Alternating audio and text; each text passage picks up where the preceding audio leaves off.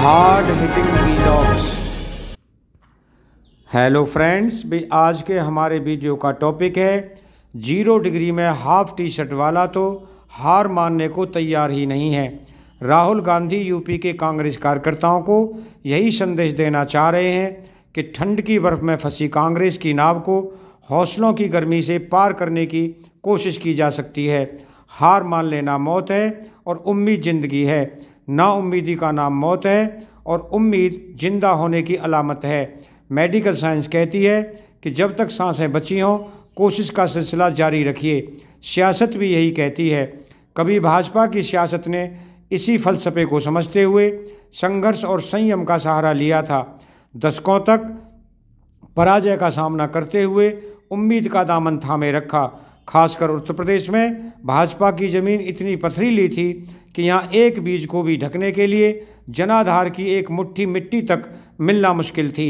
राष्ट्रीय स्वयंसेवक संघ की तपस्या, संघर्ष, परिश्रम, अनुशासन और धैर्य के संस्कार वाली भाजपा ने सबसे जटिल यूपी के पथरीली ज़मीन पर जन आंदोलनों का हल चलाया, पसीना बहाया, हिंदुत्व की अलग जगाए रखी और सनातनियों में जातियों के बिखराव को ख़त्म कर बहुसंख्यकों को एकता के सूत्र में बांधने का सपना पूरा किया।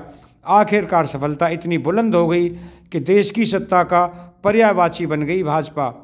4 दशक का रिकॉर्ड तोड़कर भाजपा ने इस यूपी में सरकार रिपीट कर सनातन धर्म के प्रहरी आदित्यनाथ को दोबारा मुख्यमंत्री का ताज पहना दिया। भाजपा की सियासत ने साबित किया कि धावक जितना अधिक पसीना बहाएगा, पैरों में जितने पत्थर चुभेंगे, जीत का महल उतना ही मजबूत होगा। दोस्तों, इस फार्मूले को ही 0 डिग्री में हाफ टी शर्ट वाला कोई शख्स आत्मसात कर रहा है। यूपी के मौसम विभाग ने कहा है कि जनवरी के फर्स्ट वीक में शीतलहर चरम पर होगी। राहुल गांधी जब कांग्रेस के लिए बंजर बन चुकी यूपी की भूमि पर 3 जनवरी को पैदल कदम ताल मिलाएंगे तो शायद हरियाली प्रधान पश्चिमी यूपी का तापमान 0 डिग्री तक पहुंच जाए। 0 डिग्री में हाफ टी शर्ट पहने राहुल यूपी के कांग्रेस कार्यकर्ताओं को यही संदेश देना चाह रहे हैं कि ठंड की बर्फ में फंसी कांग्रेस की नाव को हौसलों की गर्मी से पार करने की कोशिश की जा सकती है। दोस्तों, भले ही लोग मजाक उड़ाएं, पप्पू कहें, पगला कहें, सद्दाम हुसैन सी दाढ़ी वाला कहें, नज़रअंदाज करें, नफरत करें, राहुल ने कहा, हम निराश या हताश नहीं होंगे। सत्ता मिले या ना मिले, चुनाव जीतें या ना जीतें, विपक्षियों का गठबंधन बने या ना बने, समान विचारधारा वाले अखिलेश यादव, मायावती, जयंत चौधरी भी आपके आमंत्रण को अस्वीकार कर कटुता दिखाएं, फिर भी मंजिल की परवाह किए बिना आपको चलते रहना है। गीता में भी कृष्ण ने उपदेश की तरह कर्म करते रहो, फल की चिंता मत करो। दोस्तों, जिस कांग्रेस का आधार पंडित जवाहरलाल नेहरू की भूमि उत्तर प्रदेश रहा, जहां आज़ादी के बाद से करीब 3 दशक से ज़्यादा कांग्रेस निरंतर सत्ता में रही, उस सूबे में ही कांग्रेस मृत्युशैया पर है।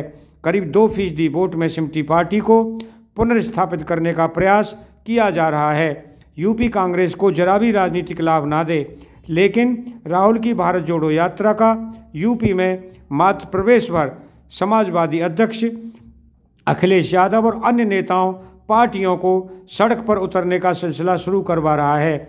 दोस्तों, यूपी के अलावा बिहार के मुख्यमंत्री नीतीश कुमार जैसे देश के बड़े विपक्षी नेताओं ने यात्राएं निकालने का ऐलान कर दिया है।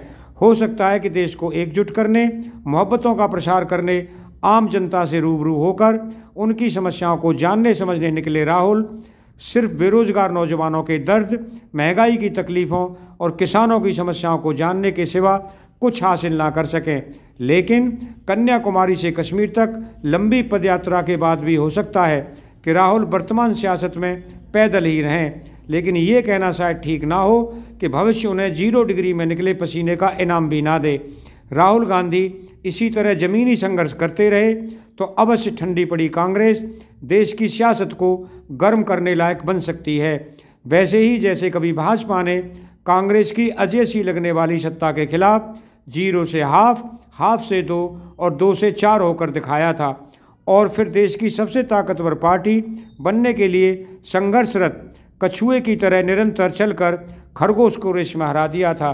चलिए मान लीजिए कि राहुल गांधी के पसीने की दरिया भी उनकी सियासी नाव पर नाप पार नहीं लगा सकती।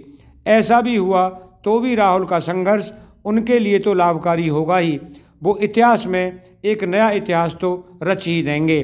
दोस्तों, चांदी का चम्मच लेकर महलों में पैदा होने वाले, देश के प्रधानमंत्रियों मुख्यमंत्रियों की गोद में पलने वाले, विरासत की सियासत पर इतराने वाले, ट्वीट और एसी कमरों से राजनीति करने वालों का जब जिक्र होगा तो इतिहास लिखेगा कि देश की आज़ादी की लड़ाई से लेकर देश की सियासत और हुकूमत में सबसे बड़ी जिम्मेदारी निभाने वाले गांधी परिवार का एक वारिस कन्याकुमारी से जम्मू कश्मीर तक देश की आम जनता से ज़मीनी स्तर पर मिलने के लिए अपने पैरों के फफोलों, बढ़ी हुई दाढ़ी, 0 डिग्री के मौसम और ज़िंदगी के खतरों की परवाह नहीं करता था।